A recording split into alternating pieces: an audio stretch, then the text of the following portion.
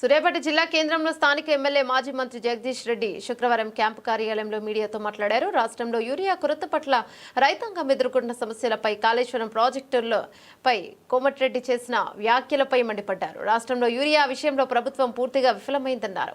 నమ్మి ఓట్లు వేసిన రైతులకు నట్టేట ముంచి హరిగోసలు పాలు చేస్తున్నారన్నారు. అన్ని రంగాలలో రాష్ట్ర ప్రభుత్వం యొక్క అసమర్థత స్పష్టంగా కనిపిస్తోందని తెలిపారు. యూరియా కోసం రైతులు రోజుల తరబడి లైన్లో నిల్చోవలసిన పరిస్థితి తీసుకొచ్చారన్నారు. బీఆర్ఎస్ ప్రభుత్వంలో రైతులకు ఎటువంటి ఇబ్బందులు లేకుండా సకాలంలో అందించామన్నారు.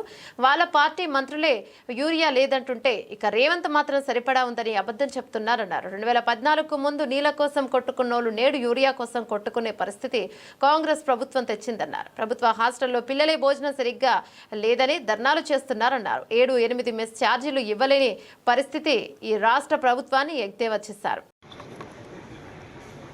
నాణ్యమైన విత్తనాలు అందించడంలో విఫలమైన, ఆఖరికి ఎరువులు ఇవ్వడం కూడా చేత కావడం లేదు. ఇవాళ మీరే సాక్ష్యం. ఏ రాజకీయాలు లేదు, ఎక్కడ కూడా ఏ పార్టీ కూడా, ప్రతిపక్ష పార్టీలు ఎవరు కూడా పిలుపునిచ్చింది లేదు. కానీ ఎక్కడికక్కడ ప్రతి జిల్లాలో కూడా రైతులు, మహిళా రైతులు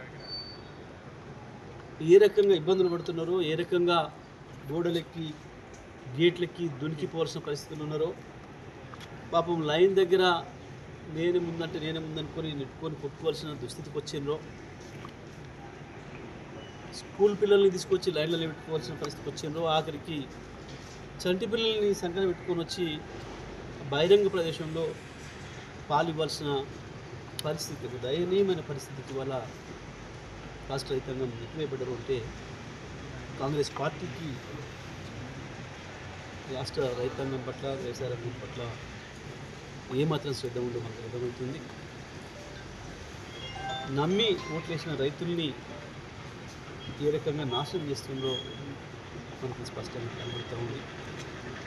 ఒకవైపు విద్యారంగం దారుణంగా తయారైంది. నేను ఇవాళ SC/ST హాస్టల్స్ పైన రివ్యూ చేసిన. కొన్ని చోట్ల హాస్టల్లో పరిస్థితి చూస్తే కూడా దారుణంగా ఉంది. దాదాపుగా 8-9 నెలల నుండి మెస్ ఛార్జీలు రాలేదు. హాస్పిటల్ ఛార్జీలు అసలే అడ్రస్ లేవు, మెస్ ఛార్జీలు కూడా రాలేదు. కేవలం 15 రూపాయల బియ్యం మాత్రం పంపిస్తున్నారు ప్రతి నెల ఒక విద్యార్థి. రావాల్సిన మిగతా 1550 రూపాయలు, 1350 రూపాయలు ఏదైతే రావడం, 15 రూపాయలు కొన్ని మిగతావి అవి రావడం లేదు. మరి వాళ్ళు వెల్ఫేర్ ఆఫీసర్లు ఎక్కడికి తీసుకొచ్చి పెట్టాలి?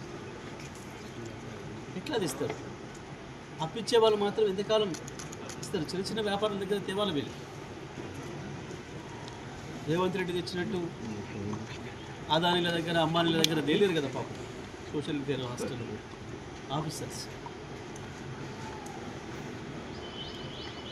అదానీలు, అంబానీలు, కృష్ణారెడ్డిల దగ్గర పోయి తెలియదు కదా పాపం. వీళ్ళు ఊళ్ళో ఉన్న చిన్న దుకాణాలు తెచ్చుకోవాలి. ఏదో కిరాణా కొట్టులో ఎగ్స్ సప్లై చేసే వాళ్ళ దగ్గర ఎగ్స్, కిరాణా సామాన్ ఇచ్చే వాళ్ళకి కిరాణా సామాన్, కూరగాయలు ఇచ్చే వాళ్ళకి కూరగాయల సామాన్ ఇచ్చే వాళ్ళకి తేవాలి. పాపం వాళ్ళు రోజువారీ వడ్డీ తీసుకొచ్చి బిజినెస్ చేసుకుంటారు వాళ్ళు, వచ్చిన వ్యాపారస్తులు. 7-8 నెలలు ఆగాలనంటే ఎవరితో కూడా సాధ్యం కావడం లేదు. అంటే ప్రభుత్వానికి గింత సోయింది. ఈ రాష్ట్రంలో కాంగ్రెస్ పార్టీలో ఉన్న ఏ ఎమ్మెల్యే కూడా సామర్థ్యం లేదు, విద్యాశాఖ మంత్రిగా చేసే శక్తులు లేరు. కాబట్టి నేనే చాలా డైనమిక్గా పనిచేస్తే కాబట్టి నా దగ్గర విద్యాశాఖ పెట్టుకుంటున్నా అని చెప్పి తనకు తనే సెల్ఫ్ సర్టిఫికేషన్ ఇచ్చుకున్నాడు ముఖ్యమంత్రి. చెప్పుకున్నాడు తలే, ఏమనడం ఈ మాట ఎవరు కూడా చేయలేరు అంత సామర్థ్యం. అందుకే నాకు చాలా ఇంట్రెస్ట్ ఉంది, అందుకే విద్యాశాఖ నా దగ్గర పెట్టుకున్నాడు. ఇది 100 మంది విద్యార్థులను చంపడంలో ఇంట్రెస్ట్ పెట్టుకున్నావా? వేలాది లక్షలాది మంది విద్యార్థులను ఆఖరితో ఎండబెట్టడం ఇంట్రెస్ట్ పెట్టుకున్నావా? విద్యాశాఖ మంత్రిగా ఒక్కసారి రివ్యూ చేసి సిగ్గు అనిపిస్తుంది నీకు. 7-8 నెలలుగా 9 నెలలుగా విద్యార్థులకు అన్నం పెట్టే పైసలు ఇవ్వలేదు అంటే సిగ్గుపడాలి నువ్వు.